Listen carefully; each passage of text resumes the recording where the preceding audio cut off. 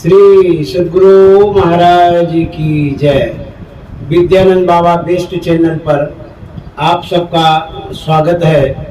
सज्जनों, बहुत दिनों के बाद स्वामी सतप्रकाश जी महाराज का सानिध्य मिला है और इनकी व्यस्तता भी बड़ी रहती है, क्योंकि संत मत के प्रचार प्रसार में विशेष संलग्न रहते हैं और दूर दूर तक जाया करते हैं। सज्जनों, आप सबों की जिज्ञासा लेकर के मैं स्वामी जी के पास आया हूँ। मैं पहले स्वामी जी को प्रणाम करता हूँ। स्वामी जी, बड़ी खुशी की बात है कि आप बड़े बड़े धर्माचार्यों से मिलते हैं और जहाँ धर्म सभा होती है उसमें आप स्वसम्मान बुलाए जाते हैं और वहाँ पर जाकर के संत मत की ध्वजा को फहराते हैं और बड़ा ही मन में गौरव होता है कि हमारे बीच में जो हमारे गुरु भाई हैं इतने अच्छे ढंग से संत मत को रखते हैं और गुरु महाराज की जो ख्याति है दूर दूर तक फैलाते हैं। और जो भी विद्वान होते हैं या महात्मा होते हैं, स्वामी जी की बातों को सुनकर के बड़े प्रभावित होते हैं और महसूस करते हैं कि स्वामी जी का जो ज्ञान है हम लोगों से श्रेष्ठ ज्ञान है। तो मैं स्वामी जी से निवेदन करूंगा कि हमारे जो दर्शक हैं, श्रोता हैं, इस चैनल पर जुड़े हुए, उन्हें शुभकामनाओं से सुशोभित करें। पहले जी पहले तो आपको बहुत बहुत धन्यवाद, आभार। गुरु महाराज की कृपा से ही हम आप सब कोई भी कुछ कर पा रहे हैं। जी जी जी हाँ। और आप बहुत ही उपकार का कार्य करते हैं कि बहुत सारे लोग आपके इस चैनल से साधना में लाभान्वित होते हैं और कई मिलते हैं। अभी मैं नागपुर में था जी जी, तो वहाँ भी एक बच्ची कह रही थी कि हम आप और विद्यानंद बाबा के बीच जो साधना संबंधी चर्चाएं होती है उसको सुन करके बहुत हमारे अंदर से संशय निकला। अच्छा। और बहुत जगह लोग बोलते हैं और कई जगह तो लोग हमको कहते हैं कि वो जो चर्चा आपकी विद्यानंद बाबा के साथ है उसको हम बार बार सुनते हैं। अच्छा। और मन को प्रोत्साहन मिलता है। जी। तो आपको भी बहुत बहुत धन्यवाद और तमाम संत मत से जुड़े हुए जो साधक साधिकाएं हैं, मैं और आपके चैनल के माध्यम से जो भी इस ज्ञान को सुनते समझते हैं, मैं सबके लिए गुरु महाराज से प्रार्थना करता हूँ कि उनकी कृपा हो और सब अपने इस मानव जीवन को साधनात्मक बनाएं और साधनामय बनाएं। जी जी, बहुत बहुत कृपा स्वामी जी। आपने हमारे श्रोताओं को जो चैनल से जुड़े हुए हैं उनके लिए शुभकामना किया। स्वामी जी, जब प्रचार क्षेत्र में रहते हैं, जब लोगों के बीच में आप भी रहते हैं, हम भी रहते हैं, लोग बहुत सारी जिज्ञासाएं क्या करते हैं अथवा दूरभाष पर भी मैसेज करते हैं या फोन से बोल देते हैं। बहुतों का ऐसा मैसेज आता है कि साधना में मन नहीं लगता है। एक सज्जन जो जिज्ञासा किए हैं, बम्बई के हैं, उन्होंने जिज्ञासा किया है कि मैं बैठता तो हूँ साधना में, लेकिन जिस समय साधना में बैठता हूँ मन नहीं लगता है। साधना के प्रति अगाध श्रद्धा है, लेकिन जिस तरह से मन लगना चाहिए लगता नहीं है। इसके लिए आपका अनुभव और सुझाव चाहिए। जी, यह प्रायः सबके अंदर की जिज्ञासा है। बहुतों के मतलब जो साधना कुछ साल से शुरू किए हैं जी जी जी, या कुछ नए हैं बिल्कुल, हाँ, तो उनके साथ ये समस्या रहती है। जी जी जी, जिनके पूर्व के संस्कार बहुत अच्छे हैं उनके साथ नहीं रहती। हाँ, तो इसमें सबसे बड़ी बात ये है जी जी कि जब तक किसी को जी प्रत्याहार के बाद जो धारणा होती है, अच्छा जी मतलब जप में टिकाव होना, जी जी जप रहे और आप रहे, जी ऐसा अगर 2 मिनट भी होता हो तो गुरु महाराज कहते हैं कि आप बहुत भाग्यशाली हैं। अच्छा मानस जप। जी जी तो ये स्थिति जब एक बार आ जाती है ना किसी की, तो मैं बार बार लोगों को प्रवचन में भी कहता हूँ जी कि आप यकीन रखिए कि आपको जिस दिन धारणा बनने लगी, अल्प टिकाव होने लगा, जी फिर छिन छिन मन को तहाँ लगावे की स्थिति होने लगती है। जी जी जी क्योंकि भीतर का जो झलक आती है ना, जी वो बड़ा अद्भुत होता है। जी तो इसीलिए एक तो पहली बात है कि जिनको साधना में मन नहीं लग रहा, कई लोगों को जब भी नहीं बनता, हाँ भागते रहता है, तो जी। उनकी पहली शर्त ये है कि उनको थोड़ा अपने खान पान पर भी ध्यान देना होगा जी जी कि खान पान आपका कैसा है। भरपेट तो कभी भी साधक को नहीं खाना चाहिए। हाँ जी और दूसरी बात है कि रात में जल्दी खाना चाहिए, कम और जल्दी, और सात्विक आहार। मन लगे ना लगे, जी लेकिन नियमबद्ध होकर बैठना चाहिए, अब नियम रखना चाहिए। नियम रखना चाहिए। जी जी मन लगे ना लगे, लेकिन हम उठेंगे नहीं। जी तो आहार दृढ़ तो आसन दृढ़, जी। इनका दोनों होगा ना, जी तो कुछ समय के बाद उनका मन साधना में जप में लगेगा। जी जी एक अति महत्वपूर्ण बात जी जी वो दीक्षा के समय कहा जाता है, अच्छा वह यह कि आप मंत्र जप करना या गुरु महाराज के या इष्ट रूप का ध्यान जी जी केवल आप बैठ करके ही न करें, अच्छा चलते फिरते भी, अन्य काम करते हुए भी, जी मतलब सांसारिक दायित्वों का निर्वाह कर रहे हैं, सांसारिक कार्य कर रहे हैं, तब भी आप जो है अपने मन को जप में लगा कर जप में लगाए रखिए। जब ख्याल आ जाए तुरंत जप करना शुरू कीजिए। मतलब प्रत्याहार जो है जी जी वह केवल मतलब बैठ के ही नहीं करना है। अच्छा प्रत्याहार जो है चलते फिरते भी करना है और अन्य काम करते हुए भी करना है। जी जी तो इस तरह से अपने जीवन को अगर बनाएंगे ना कि जी। काम भी कर रहे हैं और जप भी कर रहे हैं, जी स्मरण आया जप करने लगे, गुरु महाराज का ख्याल करने लगे, तो फिर ऐसा अगर आप निष्ठावान होके करेंगे, जी जी दृढ़ निश्चयी होके करेंगे, तो कुछ ही समय बाद आपका मन जप में टिक जाएगा। अच्छा है फिर साधना में आपको प्रत्याहार से जप में टिकाव होगा और फिर आपको उन्नति होगी, जी। मन लगेगा। अच्छा। ये 3 बातें हैं। अपने खान पान का जी जी जी ध्यान रखना होगा, जी मन लगे ना लगे लेकिन नियत समय पर बैठना है, देर तक बैठना है, जी जी और चलते फिरते भी जप का मानस रूप का हमको ख्याल बनाए रखना, जी जी तो अवश्य होगा, गारंटी के साथ। अच्छा अच्छा बहुत अच्छा स्वामी जी ने समझाया। सज्जनों, आपकी जो जिज्ञासा है उसके अनुसार स्वामी जी ने कहा कि निरंतर जप में मन को लगाएंगे और अभ्यास करने की क्रमबद्धता भी होनी चाहिए और उसमें तटस्थता भी होनी चाहिए। यानी कि थोड़ी देर बैठे उठ जाए ऐसा नहीं, तो आप विशेष रूप से मन को लगेगा मन, और खान पान को भी संभालें। स्वामी जी ने जैसा कहा, आप कुछ भी काम करते करते भी आप जप कर सकते हैं।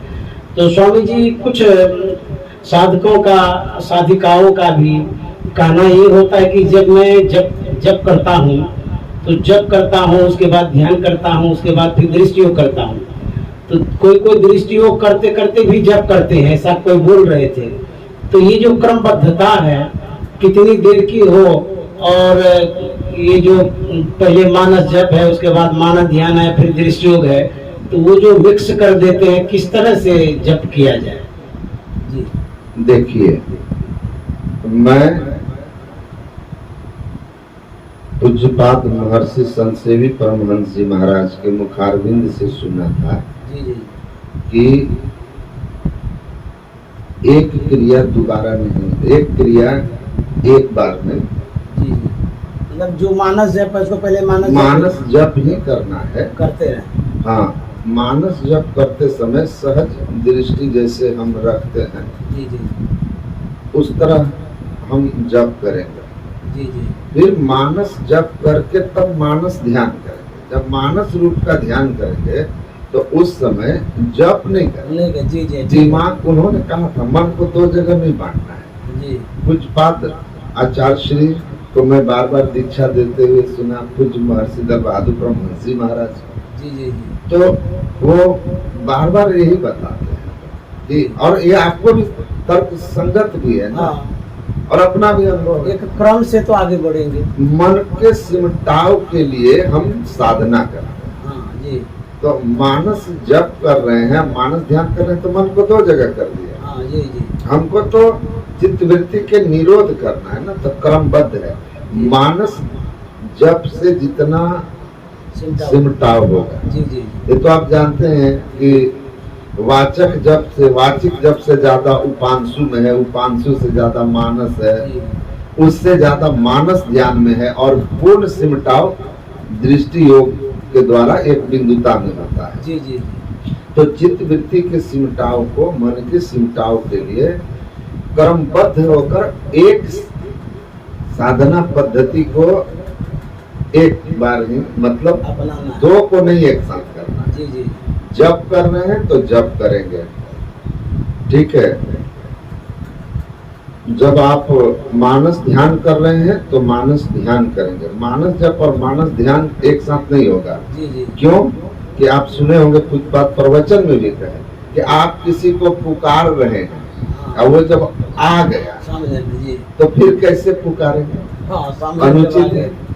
उसी तरह मंत्र का अर्थ होता है आवाहन करना। जी जी आवाहन करना, और मंत्र जप करते समय जब आपको मानस रूप आ गया, स्वाभाविक आ गया, तो मंत्र जप करना छोड़ के मानस ध्यान का अभ्यास शुरू करना। जी जी फिर मानस ध्यान के बाद दृष्टि योग करें, जी, तो जी। दृष्टि योग करेंगे तो मानस ध्यान के बाद दृष्टि योग है, और आप जप भी कर रहे हैं और दृष्टि योग भी कर रहे हैं। इसका तो मतलब बीच वाला कहाँ गया? हाँ, मतलब कभी इधर या कभी उधर करते हैं। बिल्कुल।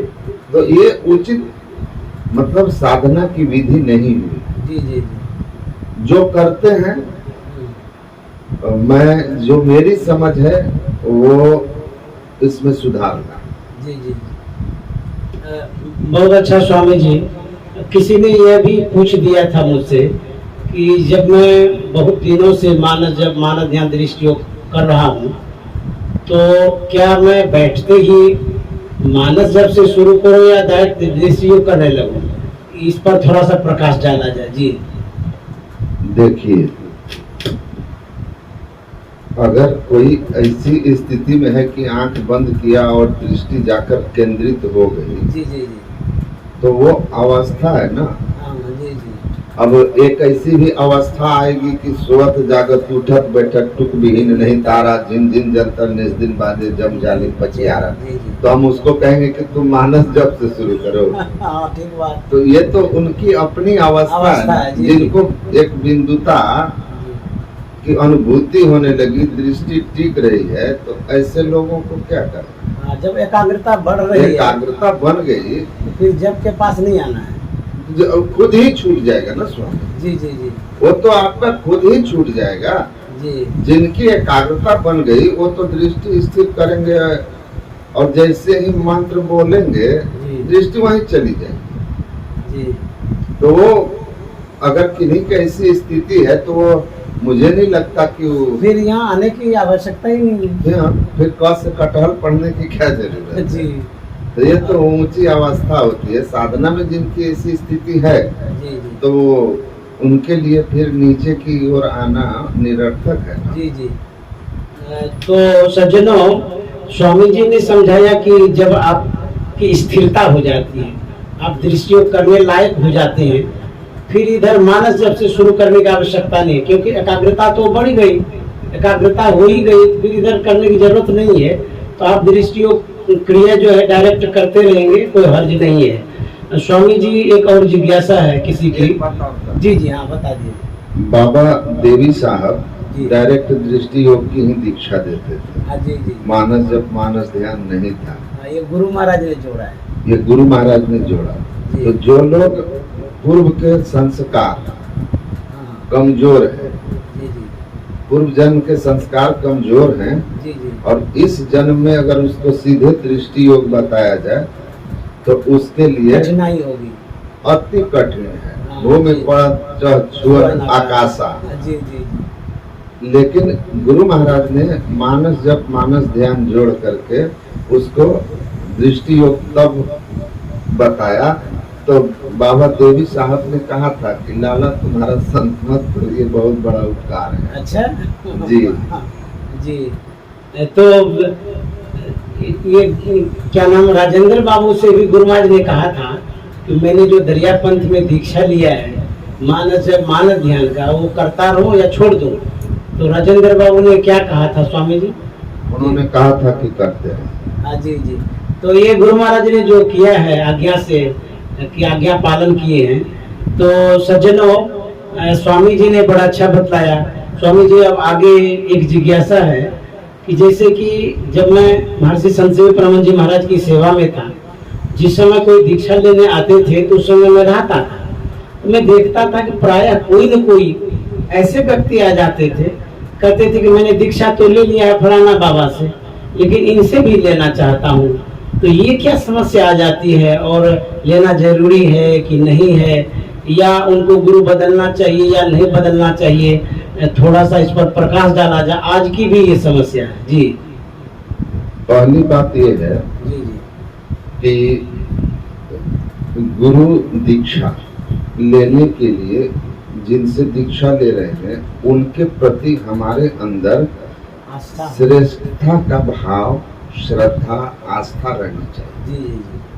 अगर किसी की आस्था कहीं नहीं है, और अगर वह दीक्षा ले भी लेगा जी जी तो उसकी श्रद्धा नहीं बनेगी, साधना में मन नहीं लगेगा। जी जी जी। गुरु शिष्य के बीच जो आत्मीयता बननी चाहिए वो नहीं उसको महसूस होगा। जी जी। तो ये निसंदेह है कि दीक्षा सर्वश्रेष्ठ पुरुष जो उपलब्ध हो उन्हीं से लेनी चाहिए। जी जी।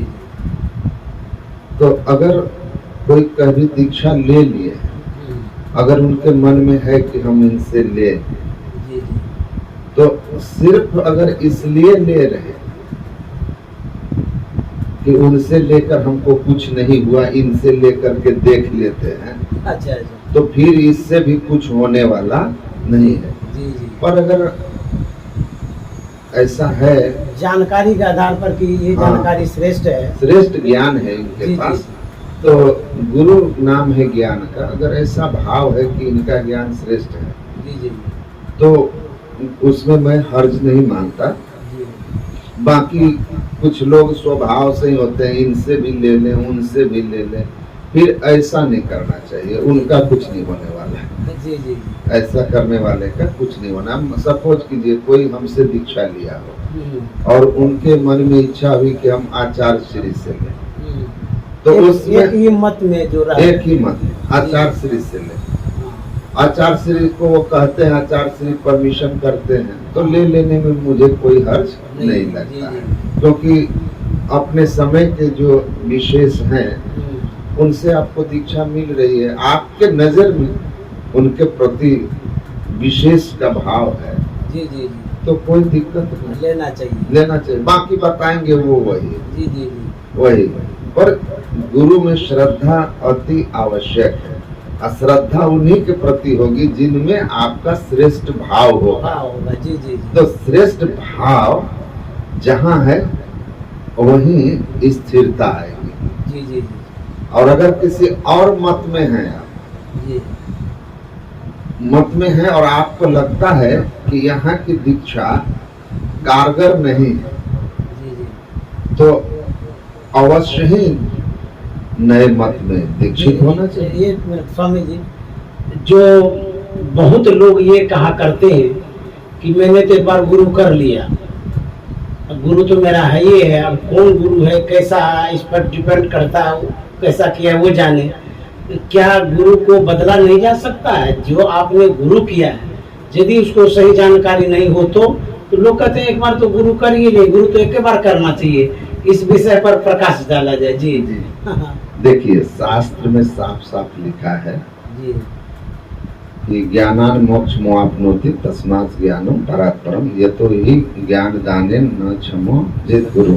जी जी तंत्र शास्त्र का है कि ज्ञान से मोक्ष की प्राप्ति होती है, जी इसलिए जो गुरु मोक्ष का ज्ञान देने में जी। समर्थ न हो उस गुरु का त्याग करना चाहिए। हाँ, देखिए स्पष्ट है।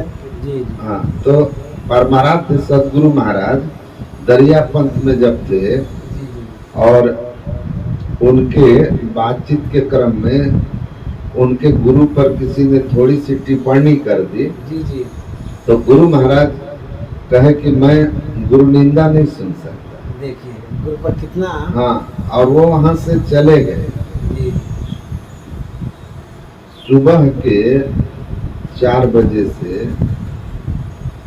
रात के 12 बजे तक जिस गुरु की वो सेवा में थे, जी जी लेकिन उनसे जब वो नाद साधना के संबंध में पूछते थे जी जी और वहाँ उनको सही उत्तर नहीं मिल पा रहा था, जी तो वहाँ गुरु की सेवा सब कुछ थी, श्रद्धा थी, समर्पण था, जी जी लेकिन जिज्ञासु सच्चे थे। इसलिए जहाँ उनको लगा कि यहाँ से हमको वह प्राप्त नहीं होगा जिसकी खोज में हम निकले जी जी हैं, हाँ तो उन्होंने बहुत शालीनता के साथ फिर संत मत में दीक्षित हुए, जी जी हाँ दीक्षित हुए। और शास्त्र में भी लिखा है कि मोक्ष ज्ञान देने में जो गुरु सक्षम न हो हाँ, जी जी उस गुरु का त्याग करना चाहिए। जी जी स्वाभाविक है कि कोई मंत्र आपको बताया है, मानस रूप का ध्यान बताया है, हाँ, तो ऐसा नहीं है कि वो गुरु नहीं है, लेकिन वह मोक्षदायी ज्ञान नहीं है। नहीं है जी जहाँ बिंदु और नाद नहीं वहाँ मुक्ति कैसे? जी जी तो इसीलिए अगर हम कहीं दीक्षित हैं जी लेकिन वहाँ पर मोक्ष के प्राप्त कराने वाला साधना नहीं है, जी जी ज्योतिनाथ, हाँ जी तो हम ऊंचे क्लास में क्यों नहीं आकर के शिक्षक से सीखेंगे? तो इसमें कोई हर्ज नहीं है। मैं ऐसे कोई कई दोष नहीं लग सकता है गुरु छोड़ने में। कोई दोष नहीं, शास्त्र में लिखा जी, हुआ है हाँ। कि उससे आपने गुरु छोड़ा, क्या ऊपर के गुरु कर लिए? बहुत लोग डरने लग जाते हैं कि डरा भी दिया छोड़ जाता देंगे है, तो क्या हो जाएगा पता डरा भी दिया जाता है। हाँ। कई लोग हमको मिले, जी जी मैंने कहा कि चलिए सत्संग में, एक जी। मत है, तो उनके अनुयायी हमारे संबंधी हैं, जी जी तो मैंने कहा चलिए सत्संग में, तो कहा गुरुजी बोले हैं कि दूसरे के सत्संग में मत जाना। जी जी तो बोले हम तो संत मत में बोलते हैं कि भाई जहाँ भी आपको भगवत चर्चा सुनने को मिले सुनिए, लेकिन विवेक की आंख को खोले रखिए जी जी जी कि वह जो उपदेश हो रहा है वह उपदेश संतमत का जो ज्ञान है उसके हिसाब से आपको लग रहा है कि ऊंचा है या निम्न है। जी जी तो जो कमजोर होते हैं, जी डरते हैं कि शिष्य हमारा दूसरे जगह जाएगा, हाँ ऐसा भी गुरु सोच दूसरे जगह जाएगा, तो वहाँ कोई विशेष ज्ञान वाला मिल गया तो प्रभावित होकर के हमको छोड़ देगा। लेकिन संत मत है, इस यहाँ तो जो भी आएंगे ना उनको अगर सच्चे अर्थ में जिज्ञासु होगा जी जी जी तो उसको वह साधना करके उसको अनुभव होगा कि यही उसको समझ में आएगा जी कि यह जो संत मत है वाकई वेद पुराण और सभी धर्म ग्रंथों और संतों का जी जी सार ज्ञान है जी जी और यही मोक्ष का मार्ग है। हाँ तो यह दृढ़ता से बैठ जाता है, जी सामने वाला को भी समझ आ जाता है। मैं एक संस्था है ब्रह्मा कुमारी, अच्छा हाँ जी जानते हैं उनकी एक परिचारिका दीक्षा ली। संत मत से हाँ, हमसे ही दीक्षा ली। अरे राम वाह। तो उसने सुना, हम्म, उसको लगा, फिर धीरे धीरे वो जो है परिवर्तित हो गई और उन्होंने कहा कि वेदांत का ज्ञान तो सभी मत वाले बोलते हैं, लेकिन उस वेदांत को मतलब ईश्वर को, अद्वैत ब्रह्म को अनुभव करने के लिए साधना क्या है, तुरीय अवस्था है, ये लोग बोल देते हैं, लेकिन तुरीय में जाएंगे कैसे ये उनके पास नहीं है। और ये मैं ढूंढ रही थी, जो गुरुजी यहाँ आके मिला, तो वो स्वाभाविक बहुत लोग हैं जो एक नया मत चला है शिव चर्चा। रोज 10-20 मैं किसी भी गांव में जाता हूँ, आचार्य के साथ गया या कुछ स्वामी गुरुश्री भगीरथ बाबा व कुछ स्वामी प्रमोद बाबा, इन लोगों के साथ भी जाता हूँ प्रचार में। तो मैंने कई शिव चर्चा वाले माताएं आके कहती है गुरु कर लिए हैं, लेकिन उसमें खान पान भी ठीक नहीं है, उनका साधना भी हमको आप लोगों का अच्छा लगता है गुरु महाराज का, इसमें दीक्षा लेना चाहते तो हैं, लेकिन गुरु छोड़ना बोलता है लोग अपराध। तो फिर हमको उनको बैठा कर अपने कमरे में उन लोगों को अच्छी तरह समझा के फिर बाबा लोगों के पास भेजते हैं, जाइए दीक्षा लेना। जी। तो स्वामी जी, आपने कहा कि यदि सच्चे गुरु मिल जाए तो उसे छोड़ना नहीं चाहिए, यदि कच्चे गुरु हों तो उनको छोड़ करके सच्चे गुरु के पास जाना चाहिए। और गुरु छोड़ने में कोई दोष नहीं है, गुरु छोड़ करके तो विशेष ज्ञान लेने हम जा रहे हैं। तो आप जो सज्जन गुरु को पकड़े हुए हैं, यदि आपके गुरु जी कच्चे हैं, आपको पता चल जाता है कि कहीं पक्के गुरु हैं, उसको पकड़ लीजिए, भावसागर से पार हो जाएंगे। जी स्वामी जी। प्राइमरी स्कूल के शिक्षक हाँ प्राइमरी तक ही पढ़ाएंगे, जी। हाई स्कूल में जाएंगे, कॉलेज में जाएंगे, तो जिस तरह शिक्षा का लेवल बढ़ेगा तो शिक्षक भी बदलेंगे। जी हाँ बदलना। प्रारंभिक साधना कहीं आपको कोई बता देगा, मंत्र जप करना, रूप ध्यान करना, लेकिन गुरु महाराज कहे कि ईड़ा पिंगला ऊपर पहुंचे सुखमन पाठ उघारा, भया जी हरि रस पी मतवारा। ये सुखमन पाठ कैसे खुलेगा और अंतर ज्योति अंतरनाद रूपी हरि रस कैसे मिलेगा, जिससे मुक्ति होगी और मतवाले होंगे। ये भेद जहाँ मिलता है वही असली दीक्षा, वही ब्रह्म दीक्षा है। जी। तो ब्रह्म दीक्षा रामकृष्ण परमहंस कितने लोगों से दीक्षा लिए? जी। भैरवी और कौन कौन मत में जी रामकृष्ण परमहंस ने दीक्षा लिया जी। और अंत में रामकृष्ण परमहंस जो है तोतापुरी से भी दीक्षा ली। जी। उन्होंने लिखा है, खुद कहा है कि कई जगह दीक्षा लिए और अंत में तोतापुरी जी से जो है ब्रह्म दीक्षा ली। जी हाँ। स्वामी जी, आपके विषय में सुनते भी हैं और नजरों से देखते भी हैं, क्योंकि आपका सानिध्य तो मिलता ही रहता है। वैसे कोपा घाट में हम लोग रहते ही हैं, और जैसा कि आप जब धर्म क्षेत्रों में जाते हैं, धर्म सभा में जाते हैं, बड़े बड़े विद्वान व्यक्तियों से मिलते हैं, बड़े व्यक्तित्व से मिलते हैं, बड़े बड़े धर्माचार्यों से मिलते हैं, तो ये तो बहुत गौरव महसूस होता है जब आप आकर के सुनाते हैं।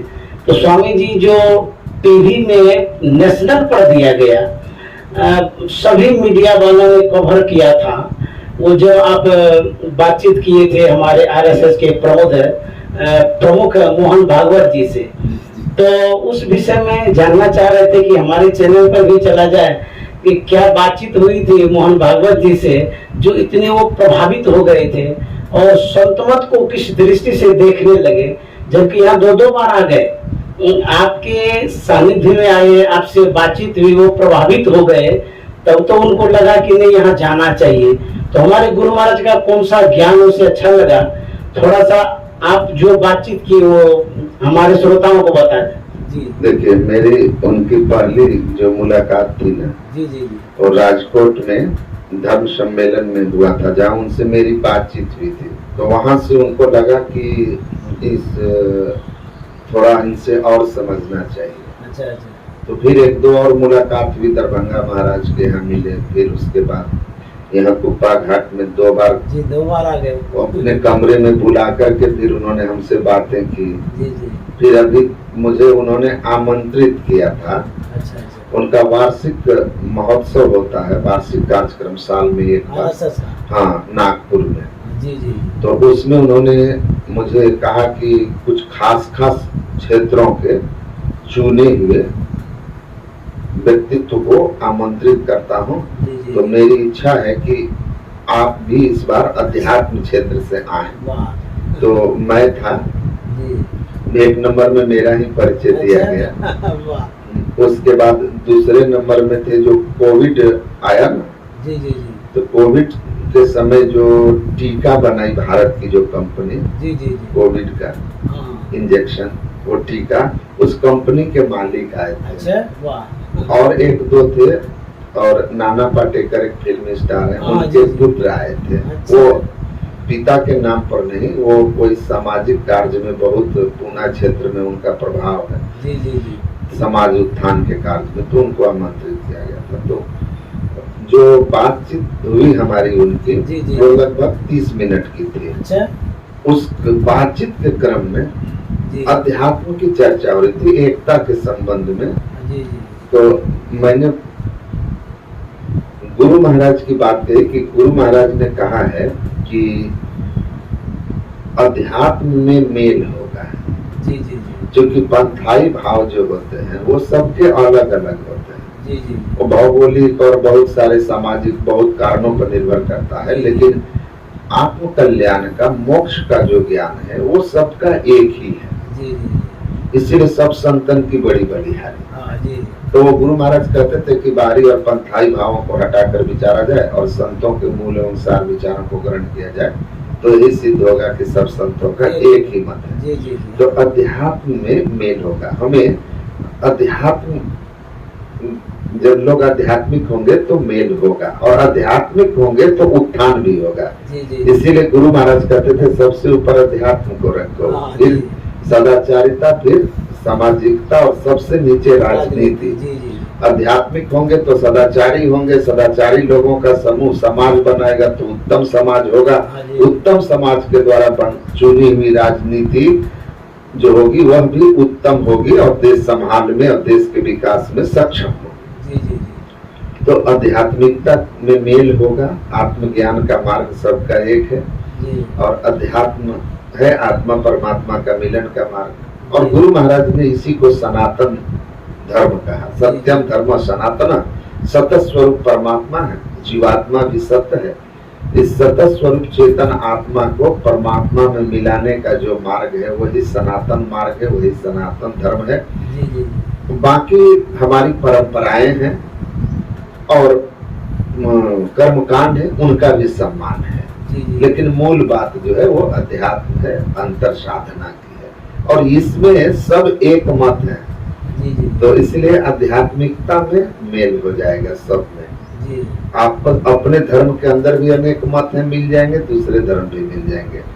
दूसरी बात जो मैंने कहा, जिसको लेकर डिबेट हो गया सारे टीवी चैनल में पर, जो दिया गया, हाँ, सारे चैनलों पर डिबेट हो गया, और मेरा नाम भी कई चैनल में आया कि सत्य प्रकाश जी। तो वो ये मैंने बातचीत के क्रम में कहा था कि सेवक का धर्म क्या है। ओ अच्छा अच्छा निर्बंधा बंधा रहे, बंधा निर्बंध होए, कर्म करे करता नहीं, दास कहा विश्व।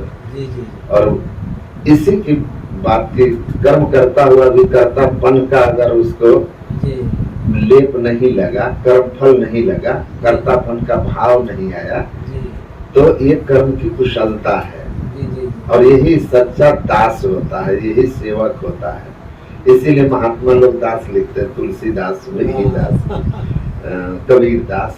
तो इसी संदर्भ में बोला था, इसको उन्होंने कोड किया था। इसी बात को उन्होंने अपने जो सम्मेलन को संबोधित जी। कर रहे थे, लगभग 25,000 लोग होंगे, जी जी तो उस सम्मेलन में सारे न्यूज चैनल वहाँ लाइव कर रहे थे। हाँ जी जी और मुझे नहीं पता था ये बात। अच्छा अच्छा वहां जाकर उन्होंने इसको कोट किया कि मेरी बात स्वामी सत्य प्रकाश जी से हो रही थी, जी जी जी इन्होंने कबीर दास जी की एक बात कही, निर्बंधा बंधा रहे, बंधा निर्बंध हो, इसकी व्याख्या की और कहा कि यही हमारा विचार है। अच्छा 4 पंक्तियों में हम अपने संस्था संघ के विचारों को इससे बेहतर नहीं कह सकते जो स्वामी जी ने कही, थोड़े में कही, पूरी कही। जी जी जी। तो इसको लेकर के पूरा डिबेट हो गया। चैनल वाले बाल की खाल खींचने लगे कि इन्होंने किसको कहा, तो इसको कहा, तो उस पर कहा। जी जी जी।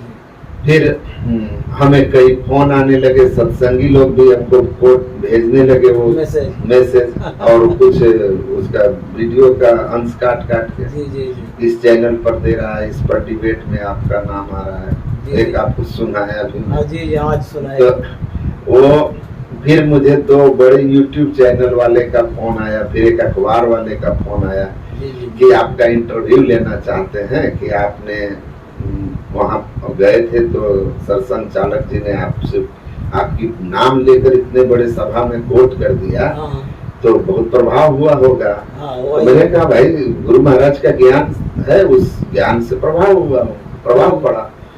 तो बोला कि मैं आपसे कुछ और पूछना चाहता हूँ, उसको लेकर बहुत डिबेट हो रहा है राजनीतिक हलकों में। तो मैंने कहा तब मैं कोई इंटरव्यू नहीं दूंगा, मैं आध्यात्मिक आदमी हूँ और संत मत का प्रचारक हूँ।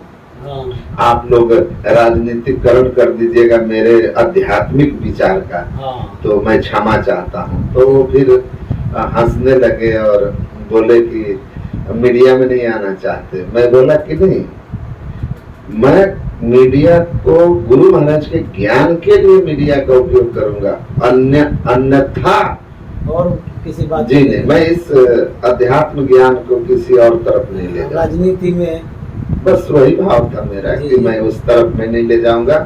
बहुत ज्ञान को गुरु महाराज ने बहुत मेहनत से हम लोगों को दिया और सरल प्रचारित किया। हम इस शुद्ध आध्यात्मिक स्वरूप को बनाए रखना चाहते हैं। जी जी। स्वामी जी, आपने जो कोड किया वो प्रभावित हो गए RSS मोहन भागवत जी, और उन्होंने अपने सभा में भी रख दिया।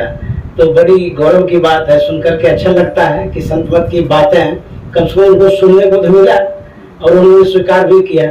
आपसे कई बार जो भेंट हुई है, गुरु महाराज के ज्ञान को किस दृष्टि से वो देख रहे हैं, और गुरु महाराज के विचारों में जो झूठ, चोरी, नशा, हिंसा, व्यभिचार, ये 5 पापों का परित्याग कहा जाता है, इस विषय पर उन्होंने कभी कुछ आपसे बातचीत की, उसको दर्शाया जाए। जी, ये बात उनका ऑन रिकॉर्ड है। अच्छा जी जी। हरिद्वार के एक बड़े सम्मेलन में जहाँ बहुत सारे महात्मा जमा थे, अपने संतमत के भी एक तो महात्मा थे, जहाँ हमारी उनकी बातचीत जब हुई थी तो मैंने 5 पापों के निषेध पर कहा, बहुत देर तक कहा था कि गुरु महाराज ने झूठ, चोरी, नशा, हिंसा, व्यभिचार को 5 पाप कहा, जिसमें नशा को उन्होंने 5 पाप में 1 पाप कहा। इसलिए हमारे यहाँ जो बिहार में सबसे प्रचलित नशा है वो तंबाकू है, खैनी जिसको बोलते हैं। तो हमारे जो साधु सन्यासी की बात छोड़िए, हमारे गृहस्थ भी तंबाकू वगैरह नहीं खाते हैं। तो ये बात मेरी उनसे हुई थी। वो बात उन्होंने वहाँ कोट करके कहा था। वो बात मुझे फिर बता रहे थे कि आपने जो कहा, मैंने उस बात की जांच पड़ताल की तो पता चला कि बिल्कुल आपने सही कहा था कि संत मत के जो महात्मा लोग हैं वो नशा, तंबाकू तक नहीं खाते।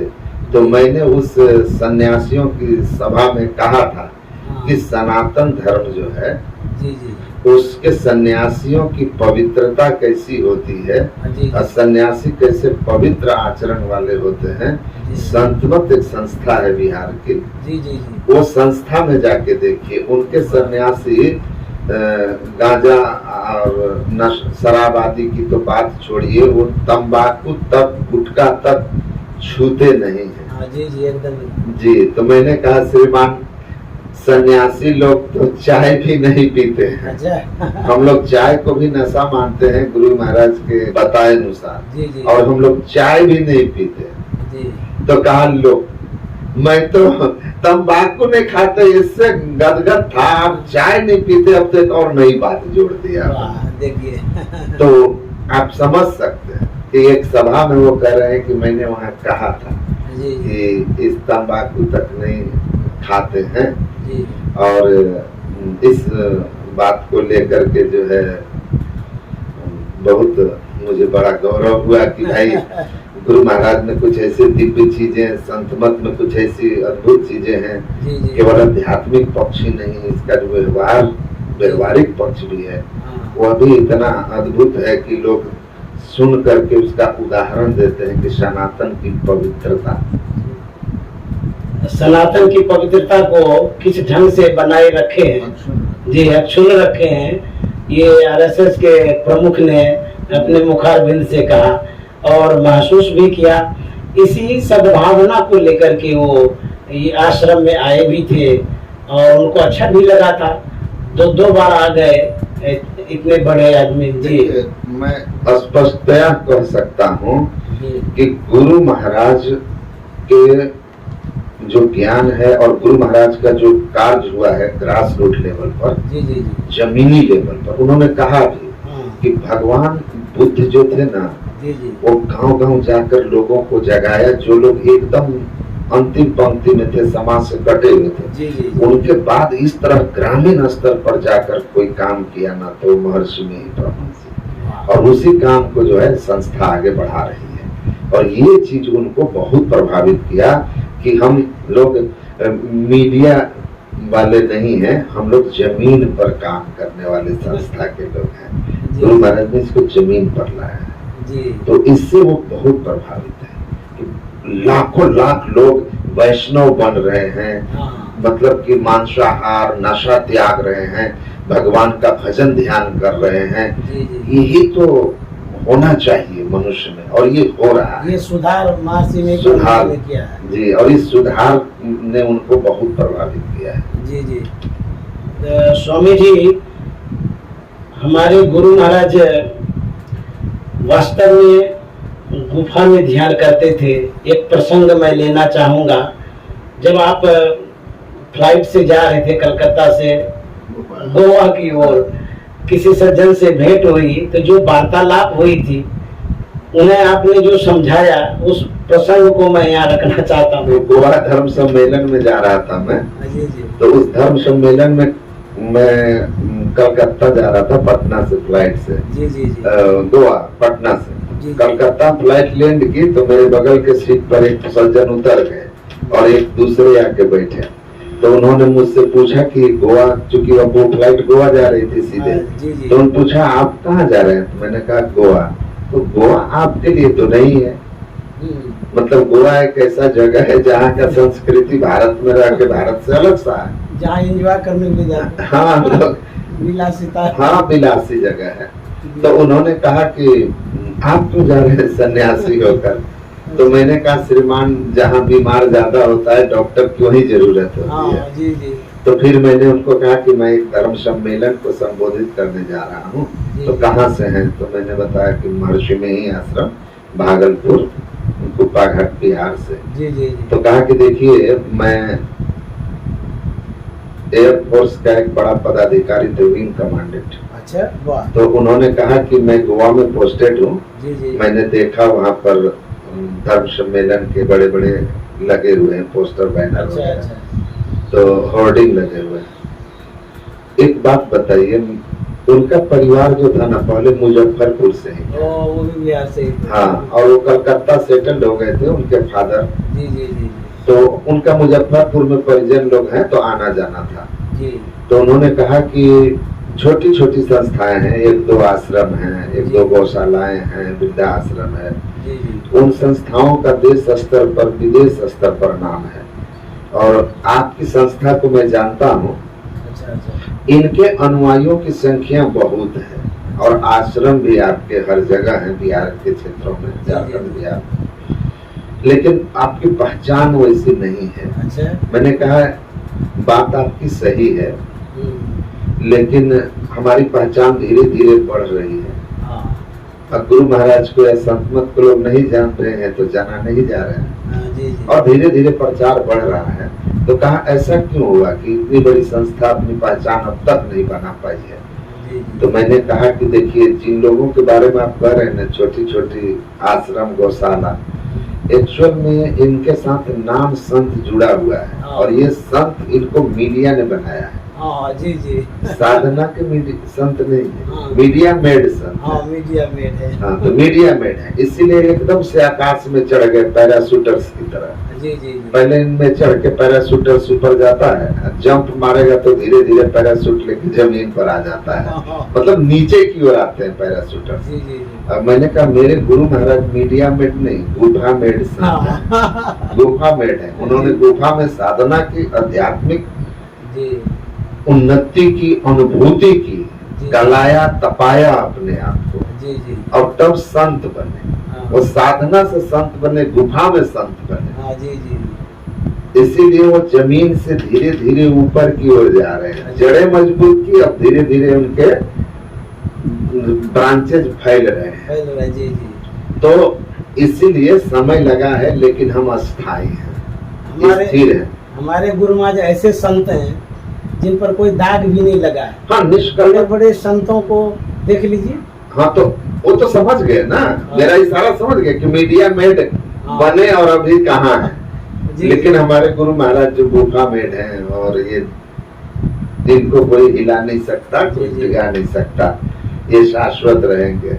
जी मतलब जब तक सूरज चांद रहेगा, जी जी उनका नाम रहेगा। जी। तो हमारे गुरु महाराज ने जो पवित्रता को अपनाया, साधना को अपनाया, उस दृष्टि से जो आगे बढ़े, आज तक कोई उनको झुका न सके, गिरा न सके। और इनका जो ज्ञान हम तक आया है, हम लोगों में भी, हम सन्यासियों में भी उसी तरह का आचरण व्यवहार है। और बहुत लोग पैसा से संत हो जाते हैं, टीवी वाले को पैसा दे करके संत कहला जाते हैं, लेकिन उनको गिरने में भी देर नहीं लगती है। ऐसा हम लोगों ने देखा है। तो स्वामी जी, मैं अब चर्चाओं को विराम देना चाहूँगा, और बातें तो बहुत है, और भी चर्चा क्रम से करेंगे, अभी इतना ही रहने देते हैं। और मैं आपको प्रणाम करता हूँ, और स्वामी जी ऐसे ही स्नेह बना करके रखें, हम लोग संवाद करते रहें। जो हम लोगों को जानकारी है, जो हम लोग बातचीत कर पाते हैं, तो मैं अपने चैनल के माध्यम से लोगों को प्रसारित करता हूँ, दिखाता रहता हूँ। जो सज्जन सत्संग प्रेमी जिज्ञासा रखते हैं, यथासंभव मैं स्वामी जी से समाधान करवाता रहता हूँ। आगे भी जो चर्चाएं होगी, मैं आप तक पहुंचाने का प्रयास करूंगा।